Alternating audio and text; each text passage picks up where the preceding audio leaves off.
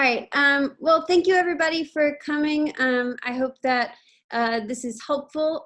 So what I've done is I've created a about 40-minute or so talk, so I can just give you a broad overview of writing analytics. I'm not giving you a tutorial. If you want a tutorial, you can always email me, or we can talk through details of exactly how to do everything. But there's a lot there for 1 hour.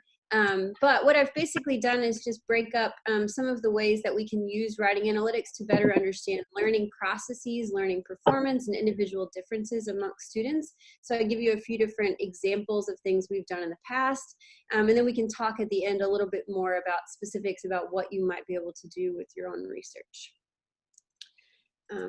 Okay. So before I get started, I just wanted to give a few acknowledgments.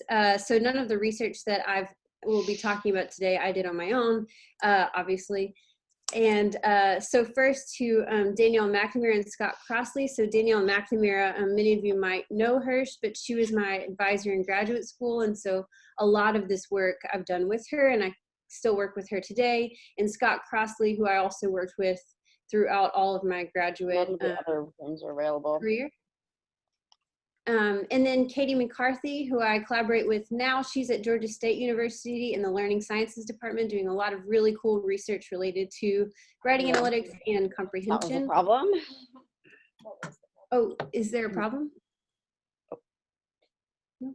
Okay. Aaron Likens, who I collaborated with in grad school and now to this day. And then I wanted to give a shout out to Simon Buckingham-Shum and Simon Knight. So Simon Buckingham-Shum did the very first of these SOLAR webinars, and Simon Knight, and we've worked together to do some different workshops at LAC on writing analytics, and I feel like they really have pushed a lot of this field forward, and so I want to give them a lot of credit for that.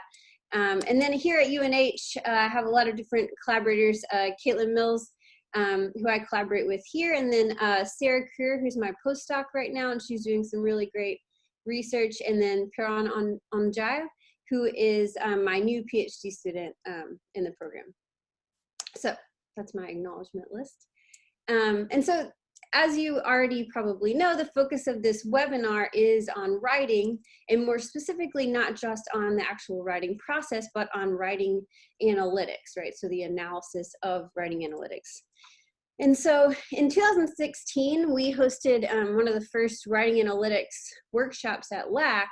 And in the paper, when we were coming up with this sort of term and sort of conceptualizing what we meant by writing analytics, we defined it this way. So it was the measurement and analysis of written text for the purpose of understanding writing processes and products in their educational context. And so before I get into all the specific examples, I just wanted to unpack that a little bit, because different people might mean different things from writing analytics, but I think that this definition does a pretty good job of encompassing a lot of that. So the first part of this definition is that it's the measurement and analysis of written text, right? And so I think that the important part here is written text, because when you're thinking about education, and specifically in this SOLAR community where we're thinking a lot more about educational technologies and education outside of the traditional classroom, it can beg the question, what do we mean by written text, right? So when we talk about writing analytics, what does that really mean?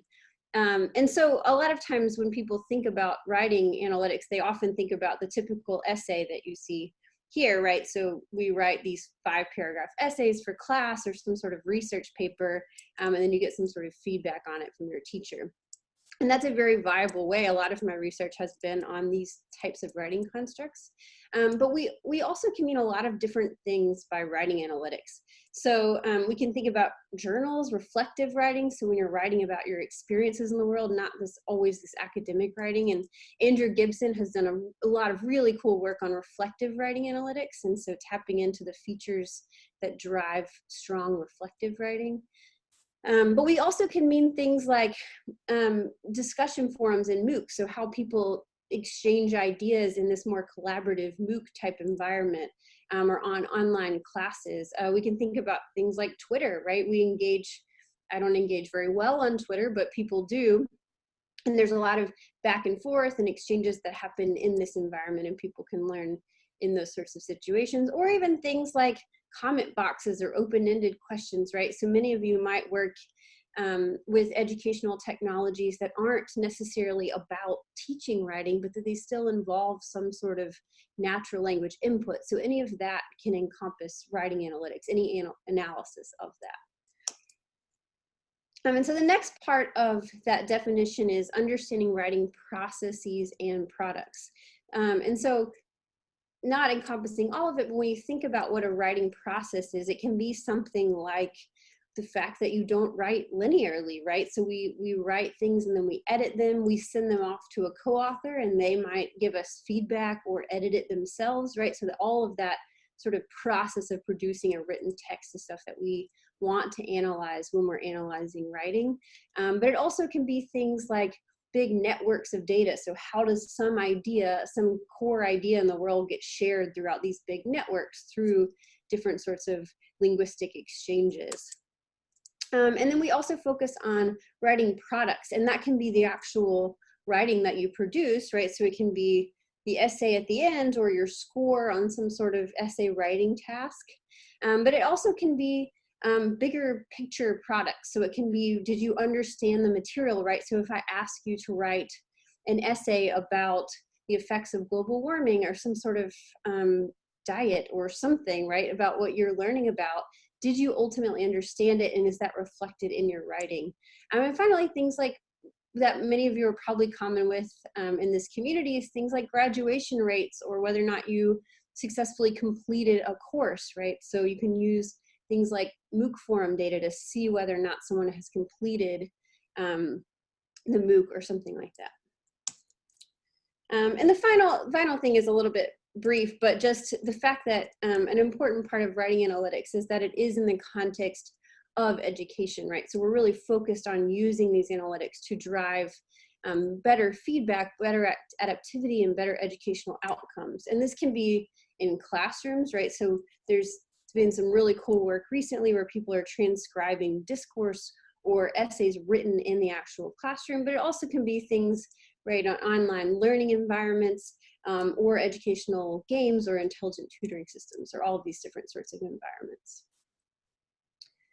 Okay, so one of the big assumptions that I really want to push when we think about why writing analytics is important is that it's not just that we care that people are good writers, but it's also this assumption that the language of ourselves and the language of others can tell us a lot about whoever it is that's speaking, right? So if I write something, then the nuances in the way that I structure my speech or whatever I'm writing about can tell us about individual differences in me. It can tell us about my strengths and my weaknesses. It can tell you about how I came about understanding some difficult concept, and a lot of other factors that are really important for our learning process.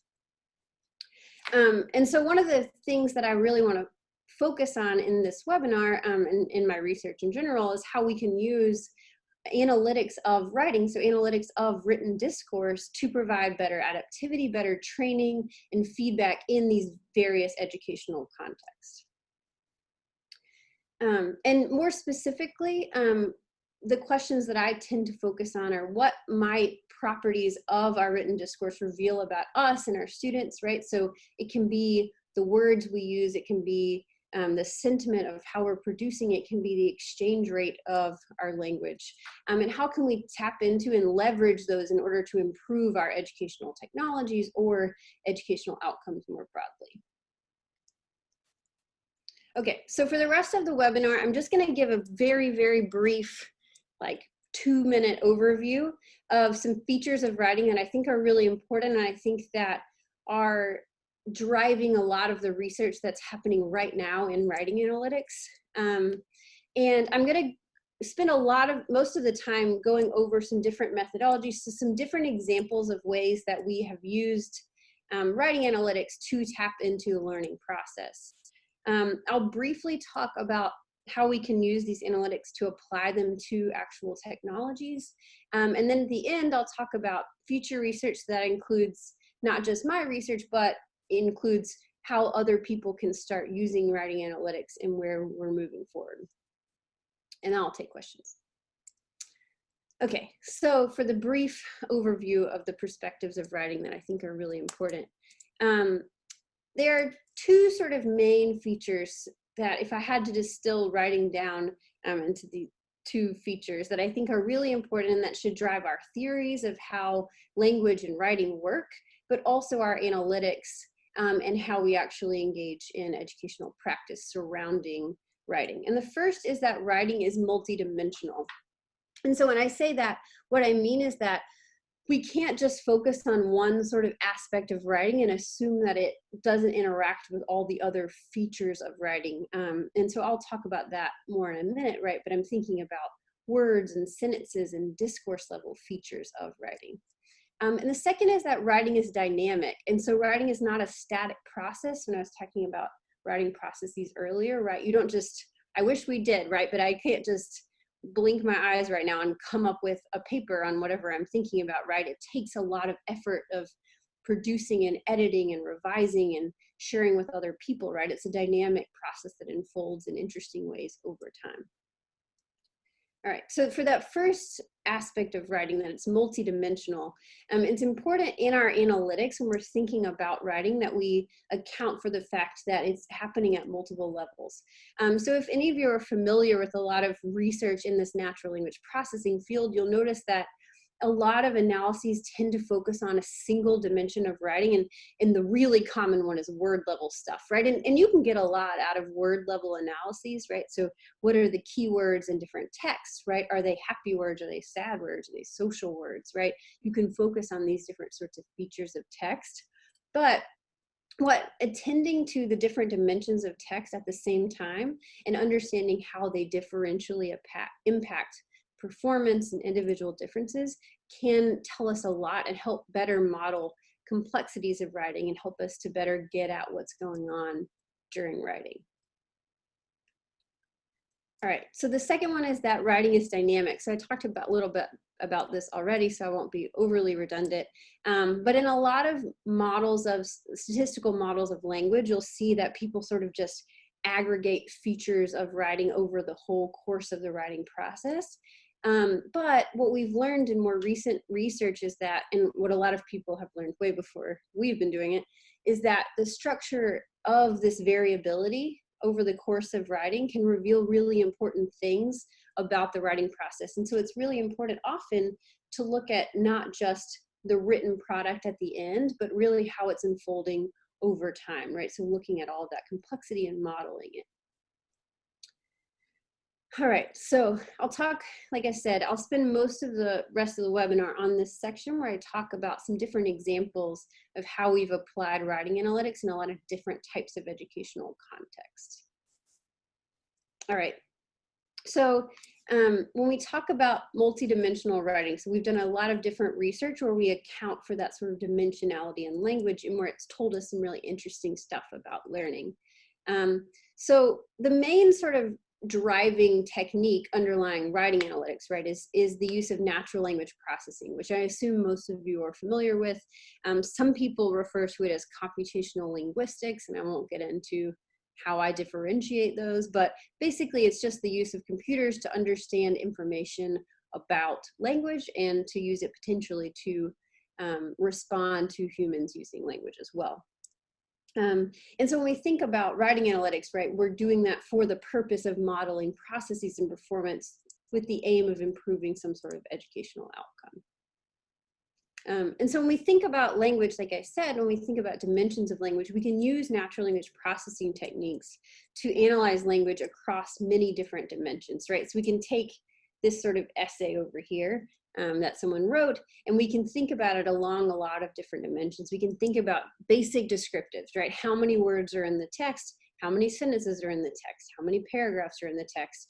How many words are in the sentences on average, right? Are they big sentences or short sentences? Is there a lot of variety in the type of lengths of things, right? We can look at all of those basic sort of descriptives. We can also look at word level features, so lexical features of the text. So are the words hard words? Are they easy words, right? Those are some basic questions. We can look at, are they really abstract concepts like justice and love? Or are they really concrete things like apple or water or mountain, right? And all of those things relate to how we process the text or what we intend when we produce the text. We can look at cohesion, right? So how are you threading your ideas together? Am I just sort of, you've all probably read an essay before where someone just went from idea to idea, from paragraph to paragraph, and didn't really thread their ideas together. So we can sort of model how those are being tied together. And we can also look at semantic content, right? What are they actually talking about? What is the meaning of this? And is it, does it have any emotional or affective content to it? And so one question is, right, what can these multidimensional analytics tell us that we don't already know about learning or about writing? So I'll give a few examples of this. So one example relates to individual differences, which I sort of alluded to earlier. So there's been a lot of research in the learning sciences and in different sorts of areas in cognitive science, which is my sort of background, that's focused on the role of individual differences in performance on different sorts of discourse production and comprehension tasks, right? So in how we produce writing or how we understand things. So we know, for example, that things like working memory capacity, vocabulary knowledge, domain knowledge, affect, all these different sorts of things are all linked to performance on these different sorts of writing tasks. But one of the open questions is, how do these individual differences actually influence processes, right? So if we know high vocabulary knowledge leads to high scores on an essay, what does that mean, right? What is the vocabulary knowledge actually doing? How does it influence our writing? And so we've done a series of different studies where we try to actually model individual differences in students using the properties of their language, right? So the question is, do the individual differences in me manifest in the way that I actually produce writing? So we go about these studies where, this is just an example, we've done many of these different types of studies, but we might ask a student to write an essay about something, and then we might also give them some sort of assessment of their abilities, right? So in this example, I'm going to talk about vocabulary knowledge, but it could be any other assessment. And it's important that it's a separate assessment, right? So you take a vocabulary test, you write an essay, separate task. You get their test score, and then what you do is you basically take all of these different multidimensional features of their writing and see whether or not you can use them to model the individual differences amongst the students, right?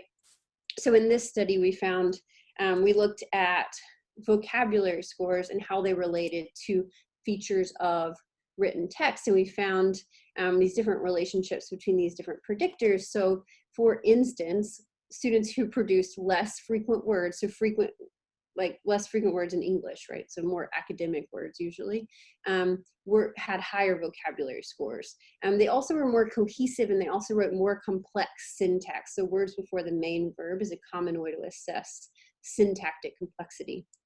And we were able to account for about 46% of the variance in the vocabulary test scores using just these different features of their written exam that was produced separate from the exam. And so we've done a series of these. Like I said, this is just a demonstration that have told us a lot about students understanding, or how individual differences actually relate to students' production and processing of written text. And the important part is that we can use these as a way to build stealth assessments. So I don't know if you're familiar with this term that Val Shute coined, right, as basically ways to assess students without actually making them very aware that they're being assessed.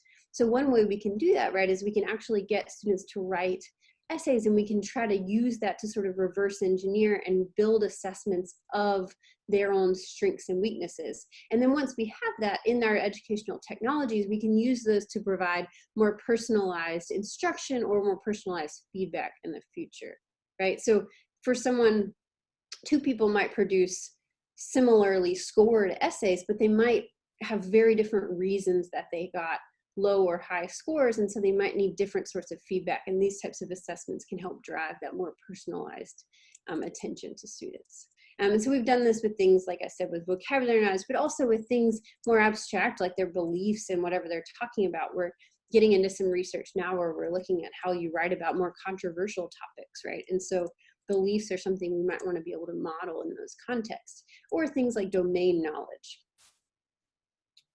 All right, so a second example of how we've used writing analytics I'll talk about is in a series of studies, we've done a series of studies to look at the strategies that students engage in while they're reading text. So right, while they're trying to actually learn complex science topics from text that they're reading.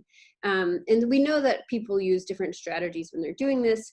One of the most important strategies that gets focused on a lot in the educational community is self-explanation. So we know that it's basically just explaining the text to yourself while you're reading, right? And we can give instructions to actually get people to do this. And when people engage in self-explanation, research shows that they are more likely to activate their prior knowledge and generate inferences, so connecting their ideas from the text to their prior knowledge in the world, so making those different sorts of connections. And it can help their understanding of more difficult text. And so what we were interested in is whether or not we could use writing analytics to actually examine the features of students' responses to the text. And we asked them to self-explain. We asked them to actually sort of type out their explanation while they're reading. And we were wondering whether or not we could use analyses of the features of their responses or the self-explanations to understand how they were going about understanding the text. So just a brief overview is that we had a previous study where students were asked to either self-explain or just type aloud. I say think aloud, but they typed either their just thoughts while reading, or they specifically were asked to explain the text to themselves, right? So it was basic instructional manipulation while they were reading. And they just typed these responses during the reading process at key moments. And we found in the overall study that self-explanation, students in the self-explanation condition outperform students in the reread and think aloud conditions on an assessment of their understanding of this complex concept. And so what we wanted to know was whether or not why the sort of self-explanation instructions actually helped, and whether or not it changed the types of connections they were making while they were reading. And so we thought we could use these different features of their constructed responses to understand more about their comprehension process.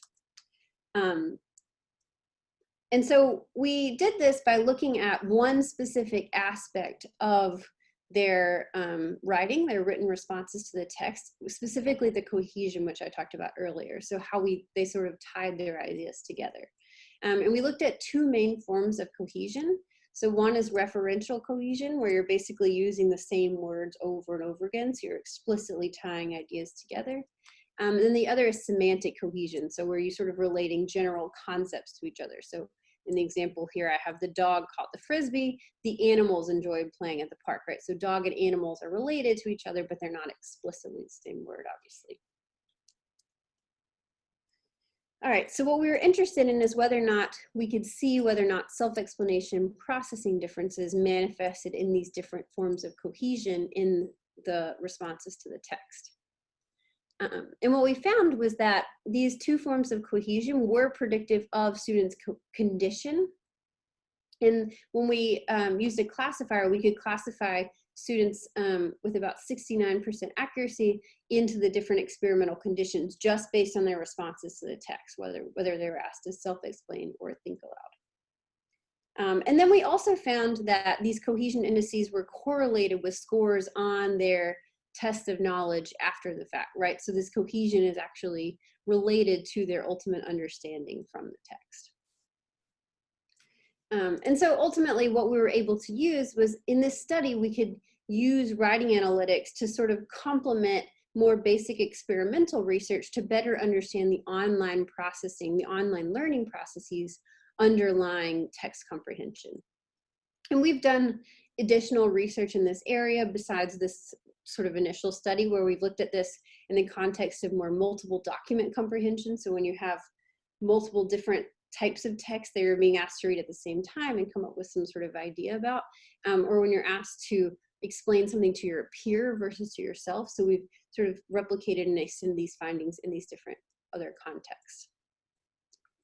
And so aside from just looking at cohesion, we've also identified different linguistic features using these sort of writing analytics perspectives to model comprehension processes. So we've looked at cohesion, obviously, which is what I talked about here.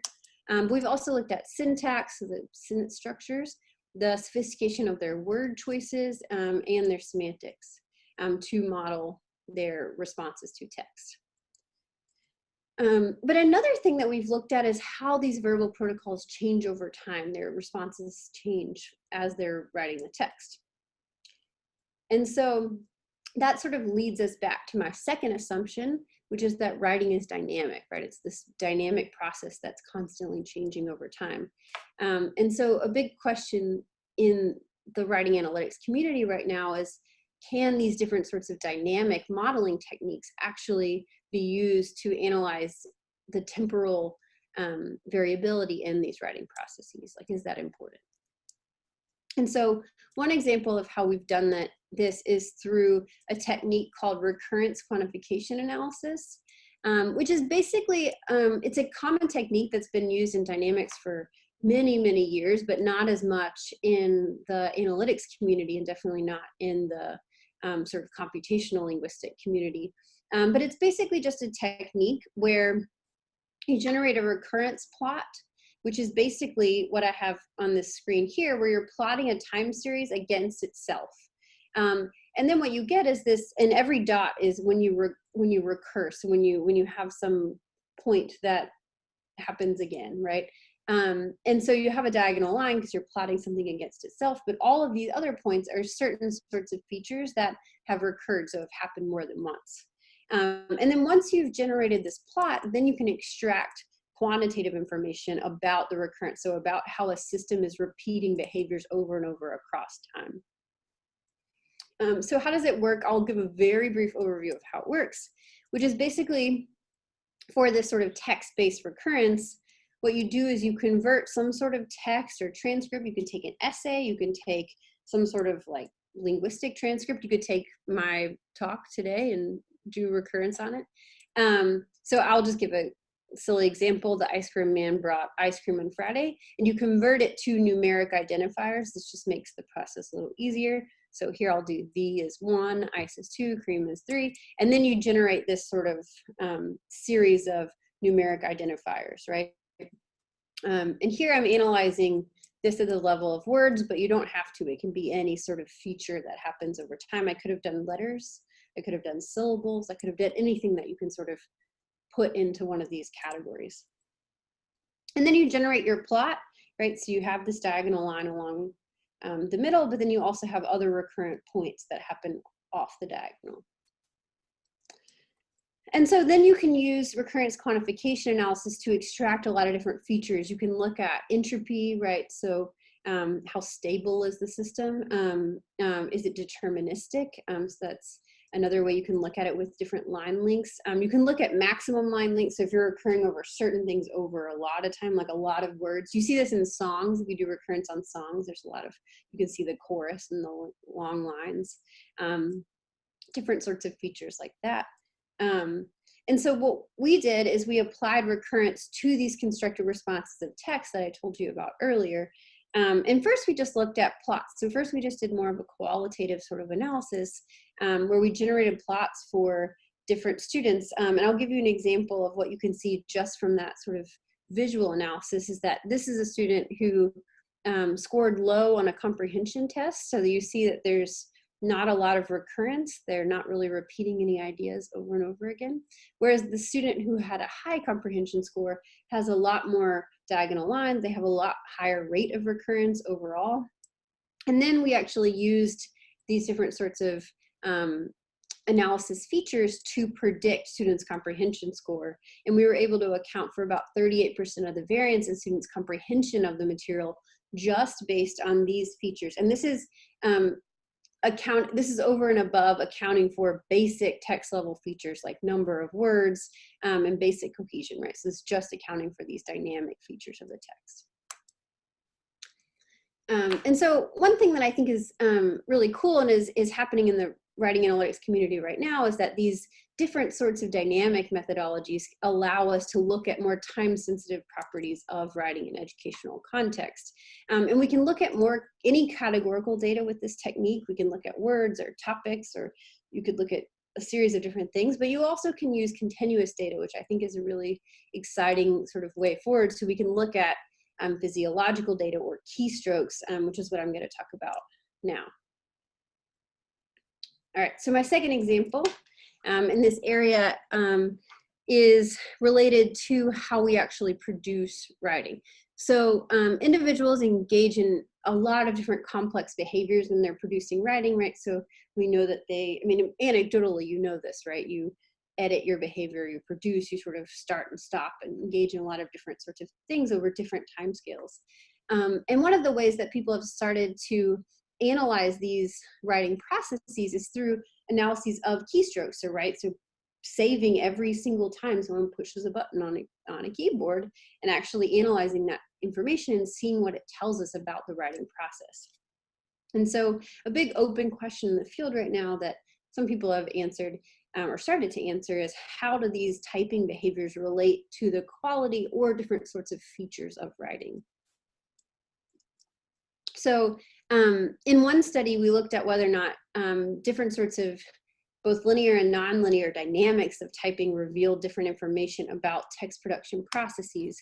And we found that we could account for about 43% of the variance in human scored ratings of essay scores just based on keystrokes alone. So not looking at the content, not looking at anything else, just based on the actual typing behaviors, right? So pausing and stopping and bursts of movement, right?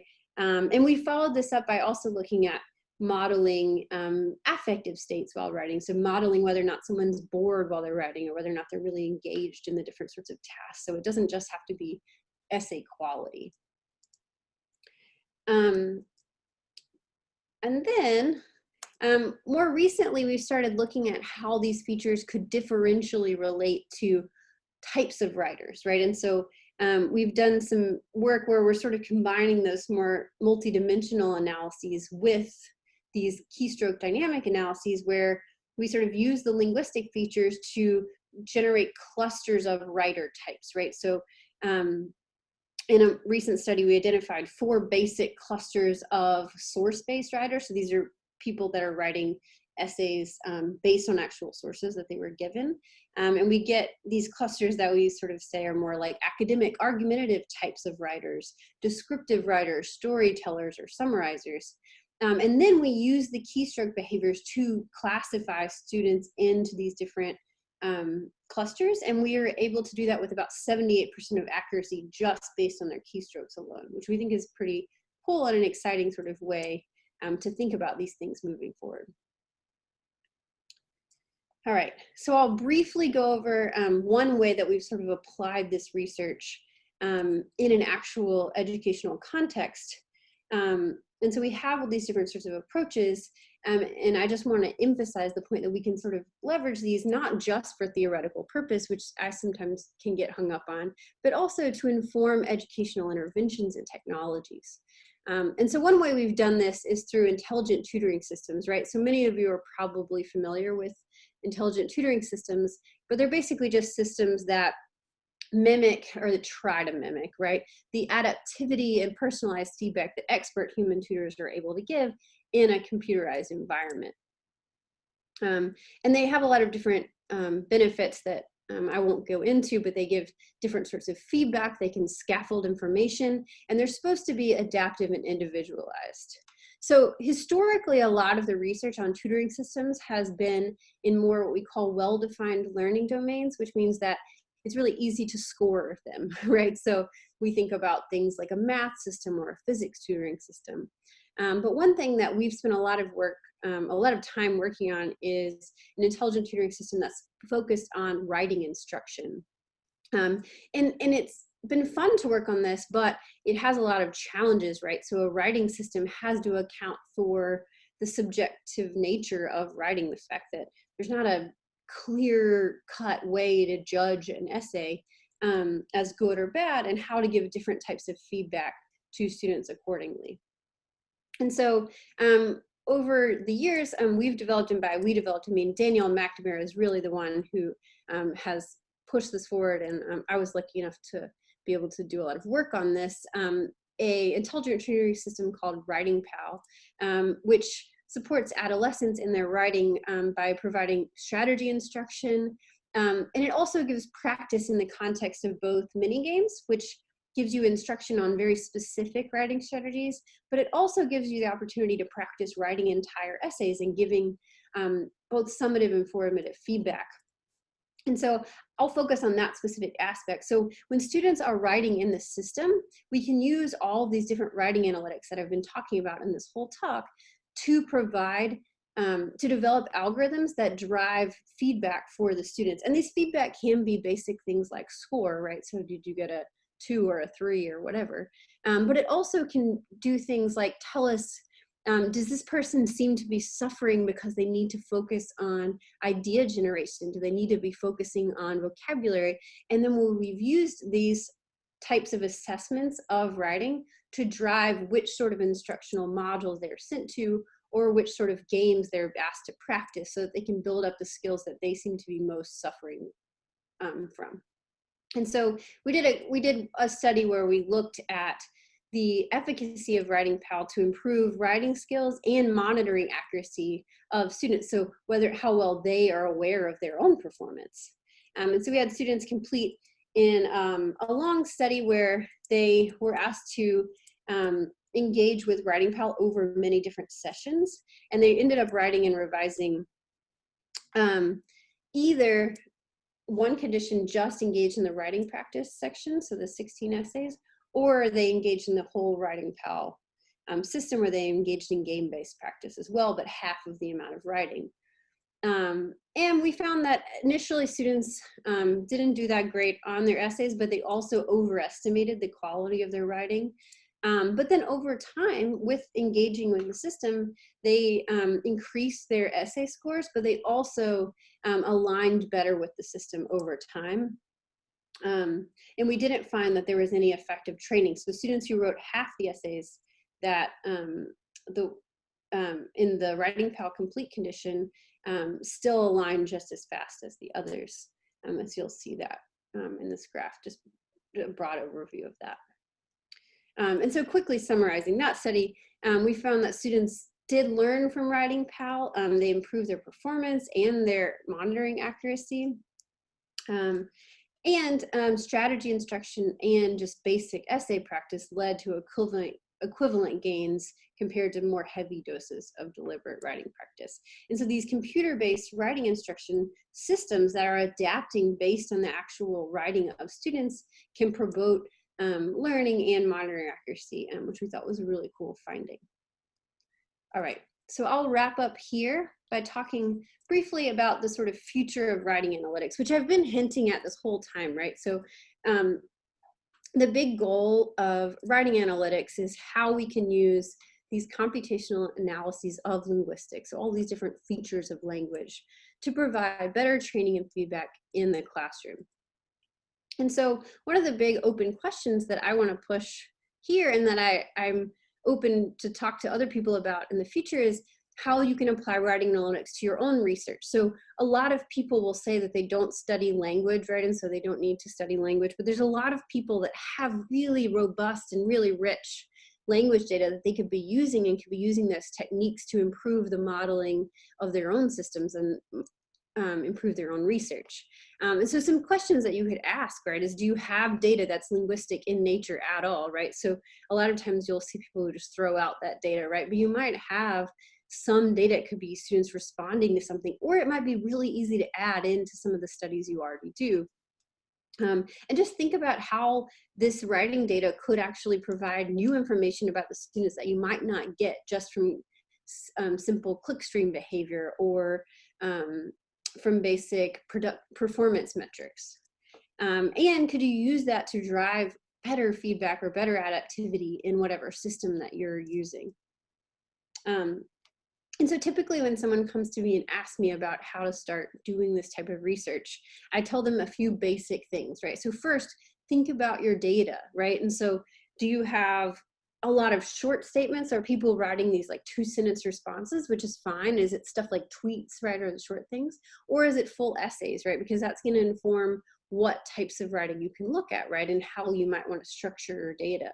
But also think about what you have to relate the writing analytics too. So I've talked in this study about a lot of different things that relate to writing. So things like individual differences. Do you have that sort of data? Because that can tell you a lot. Do you have performance metrics? And if so, what are they? And then you can use that information to formulate more specific research questions. So what do you want to learn about the learning process from the data that you have available to you? And then finally, you can develop an analysis plan that's based on this specific type of data that you have and your research questions. So you don't want to just blindly apply whatever tool that you have available to you. You want to really think about the affordances of the different types of analytics as it relates to your data. And on that note, there's a variety of different tools and packages. So for those of you, if you're a pretty good programmer, right, then there's tons of ways that you can analyze the language already. But if you're not, then I wanted to just bring up that Scott Crossley and his PhD student, Christopher Kyle, have a series of different tools that are little GUIs that they've created to allow people to use these writing analytics, even if you don't know how to program very well. And so you can go to this linguistic analysis tools website, and there's all these are all different tools on this thing. So there's Seance, which looks at emotional content in writing, or Taco that looks at cohesion.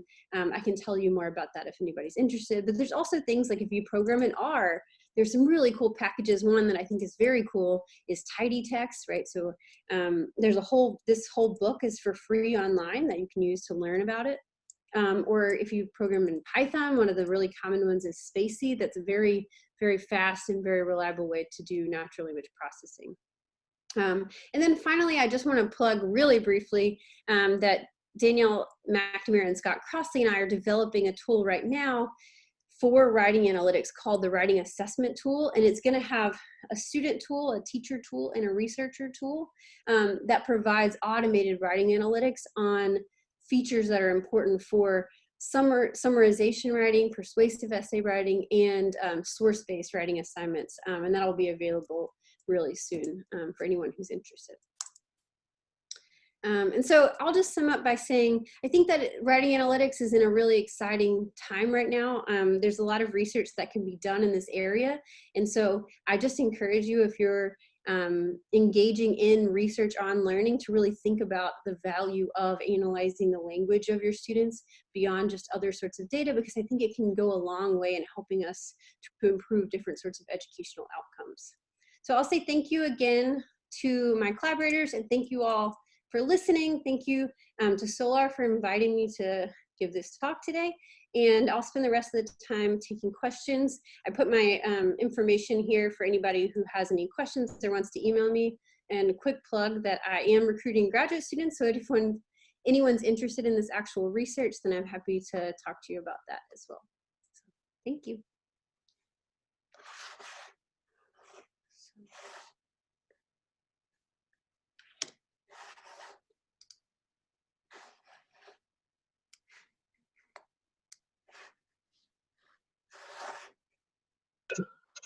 Thank you for a great presentation, Laura. We will now open the floor to discussion. So if you have questions, you can either post them in the chat window or you can use the raised hand button. So to keep the discussion structure, we're going to stick with a question and answer format. If there's room for more discussion at the end, we'll have the opportunity to do that through Google Chat. We will be monitoring the chat box for interesting questions, and either Vida, Anushka, or I will read them to Laura. So it looks like we already had a question pop up from Norman. He's asking, at the part about keystroke analysis, I think there was a brief mention about measuring effective states. How do you measure or determine that? And thank you for an interesting talk. Yeah, so thank you for that question. So we have done a series of different things with that, but I do have if you're interested, we wrote a LAC paper on this a few years ago that I could send out if anybody's interested. It's more geared towards this audience. And so this was in collaboration with Caitlin Mills and Sydney DeMello, who have done a lot of research on affect detection. And so basically we had students write essays, and then after writing, and we recorded their keystrokes and the linguistic features of what they were writing. And after writing, we got them to engage in retrospective affective judgments. And so they would actually, we would prompt them to explain what sort of affective state they were in throughout the writing process. And so we did it for 15-second windows throughout the whole writing process, and they saw what they were writing in their own face as they were actually writing the things afterwards. And then we sort of used the keystrokes and the linguistic features of the essays to sort of predict whether or not their self-reported ratings were engaged or bored. And we're following up on that research now and trying to look at that within a little bit messier writing context, right? And so when we've got students who are engaging in more of that source-based writing, like I said, so if you're, looking at someone who's saying global warming isn't real, and then somebody else who's saying global warming is false, and clicking in all of this, how you can sort of model the affect in that sort of process as well when you're looking at those sorts of situations.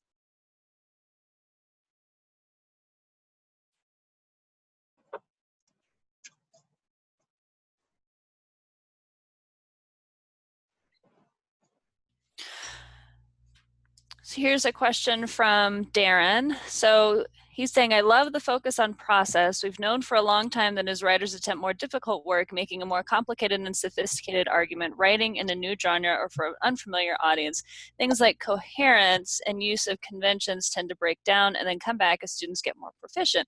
Are you seeing this in your studies of writing processes and of students' development as writers over time? Yeah, so that's a great question. I really love this.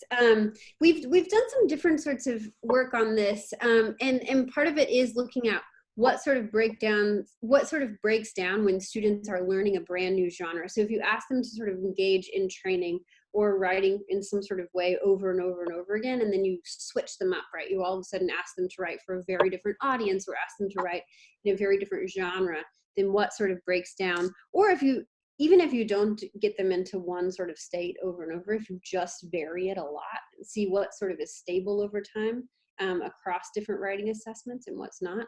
What we've been finding is that certain things like syntax especially is extremely stable almost across everything, right? So my syntactic structure is stable when I'm talking to about some sort of narrative story that I've told, or when I'm writing argumentative writing, right? So within myself, it varies a little, but it doesn't vary that strongly.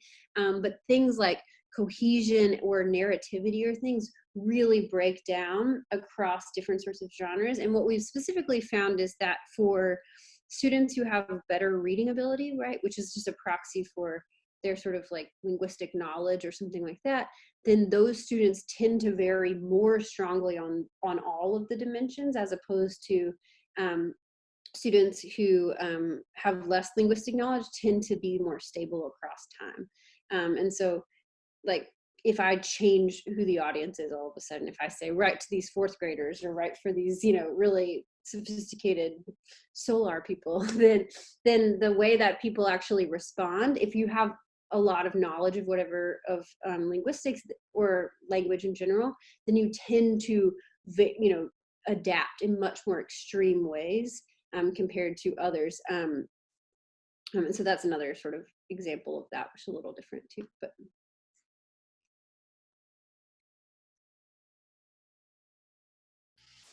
Okay, here's a question from Miguel. Miguel is asking about interesting research or application of the topic with credibility literacy of sources in relationship to actual research paper or argumentative writing at the freshman and developmental freshman levels. Okay, so I assume you mean, maybe you could write in the thing, do you mean source credibility? So when you're looking at different sorts of, oh yeah, that's probably what you mean. Now that I'm re-looking at the question.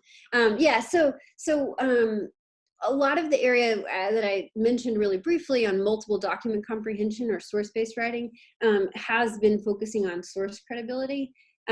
So a lot of people have done so much really great work in this area. So Ivar Broughton and Jason Brash and a series of other people, and Britt, who have looked at how students check for source credibility and what they sort of do about it. But most of them haven't really focused as much on the writing analytics aspect of that. And so that's one thing that we're sort of working on now. Katie McCarthy, who I mentioned earlier, is really helping work on, or not help, is working on this too, and doing a lot of really cool stuff on that.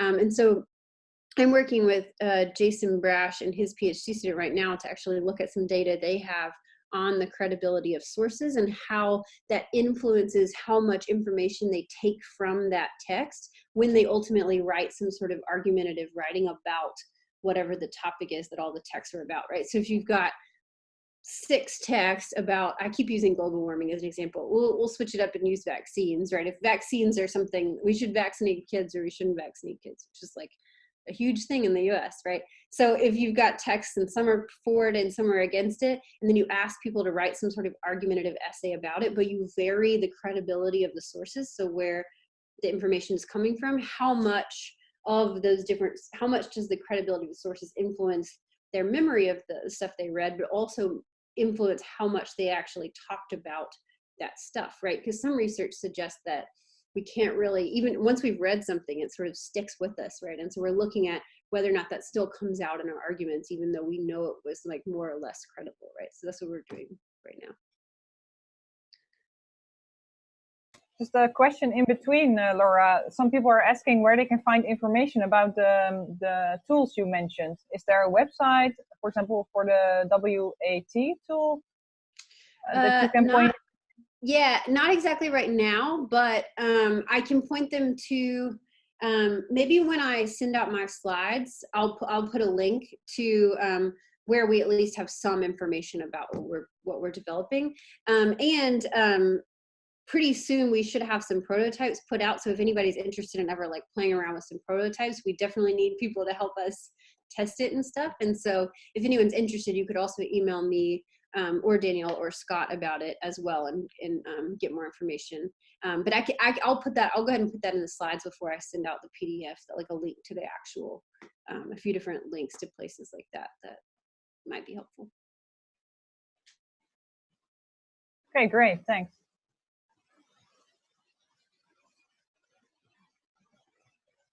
Shall we take one final question from Darren about the breadth of the framing of writing and writing analytics in your introduction? But the focus of your talk seemed to be on writing for the purpose of showing a teacher you have mastered some sort of writing skill. Is there work in the field that takes a more dialogic approach, looking at learning to write in the context of more authentic and dialogic rhetorical situations? I have actually a related question. That the type of piece that you're working on as a student, of course, matters very much for also the type of analyses you can do and the types of results you get. So can you reflect a little bit on the type of task and how it relates to your talk? Yeah. I mean, this is a huge problem in the field, and it's something we talk about a lot. If any of y'all are interested, by the way, there's LAC almost every year has a writing analytics conference, or a little workshop, mini conference at the beginning, and one of the big things that comes up all the time is this exact question, right? Of how do we sort of apply our analytics to more real world context, right?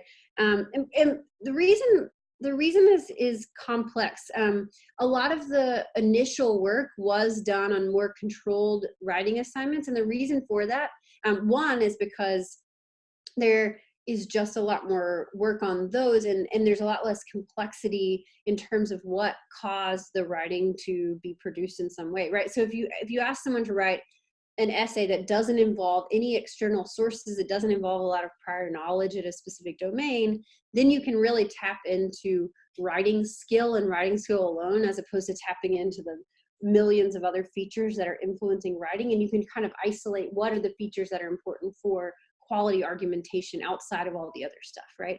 And so what a lot of the approach or the rationale for this approach has been is to start with those sorts of stuff and then build up and add in complexity in different ways, right? And so adding in this like source credibility features, right? So when you start adding in, like, is the stuff that you're writing about real or is it fake, right? When you start thinking about that sort of stuff. But we're also, I've been doing a lot of research lately on things like misinformation and fake news, and looking at how that gets propagated on Twitter and biased news sources and blogs and different sorts of places like that. And so that's more of the sort of extreme end. But what we're doing now is we're trying to apply all of these different sorts of analytic techniques to these messier writing contexts. where it could be Reddit conversations about some sort of complex thing, right? So when people, or comment sections, which I know you're never supposed to read comment section, but of any sort of controversial thing, or looking at Twitter posts and what propagates different sorts of information in terms of headlines or different sorts of stuff. And so we're trying to see whether or not these same sort of tools that we've developed in persuasive writing context can be extended to reveal different sorts of dimensions of these sort of messier writing contexts. So that's kind of how we're trying to do that now.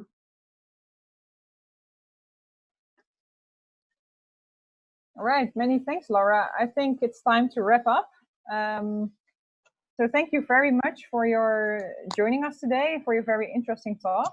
Vita and I think, and Melanie, we would like to thank you for a very inspiring talk that's specific and insightful, yet very accessible also for maybe people new to the field. So thank you very much for this nice talk. And for everyone still here, if you would like the resources of this webinar, we will post the PDF and the video quite soon.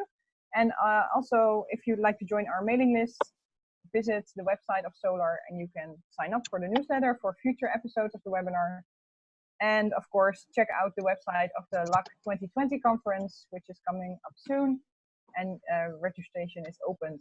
So thank you all for joining us, and we hope to see you at a future webinar.